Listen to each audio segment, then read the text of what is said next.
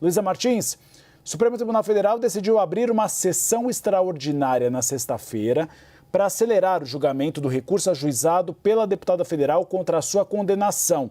Ou seja, se o Supremo Tribunal Federal julgar que é improcedente, ela já começaria a cumprir a pena de prisão? Não seria uma prisão preventiva? Exatamente, Uribe. O pulo do gato do pedido do ministro Alexandre de Moraes foi justamente esse. O que acontece?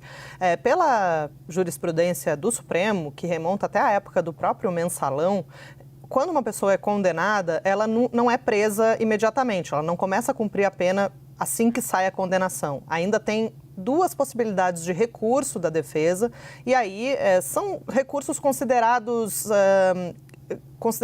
protelatórios, digamos assim, recursos que não têm o poder ali de alterar o teor, né, o mérito dessa condenação. Mas ainda assim, o STF aguarda, né, a defesa ajuizar esses recursos, e quando o segundo recurso é negado, é que a pena começa a ser executada. Zambelli foi condenada a 10 anos de prisão pela invasão dos sistemas do Conselho Nacional de Justiça, né, e também pela adulteração de documentos desses sistemas, mas ainda não começou a cumprir essa pena de 10 anos.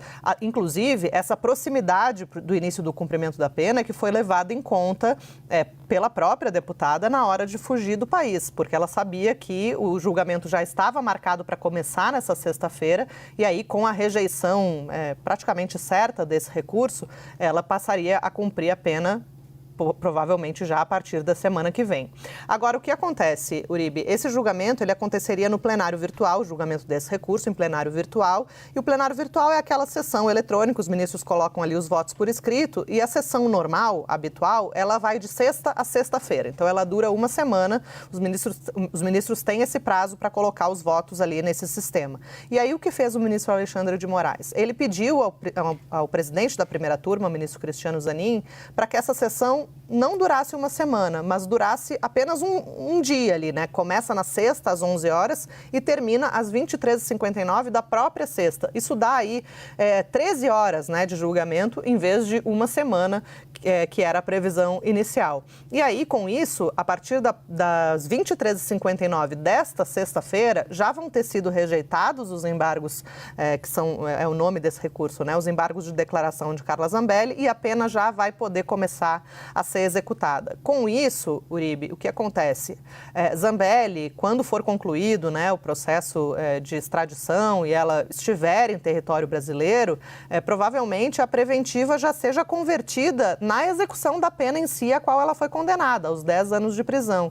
E aí, e a perda do mandato também, né, que é uma consequência dessa condenação. E aí, isso praticamente eliminaria a necessidade de essa prisão ser reavaliada pelo Congresso Nacional. A gente lembra que quando é preventiva e um parlamentar é preso preventivamente, tem ali uma possibilidade de que a Câmara se articule para rever essa prisão, né? Ela de fato, tem a prerrogativa de reavaliar a manutenção da prisão preventiva.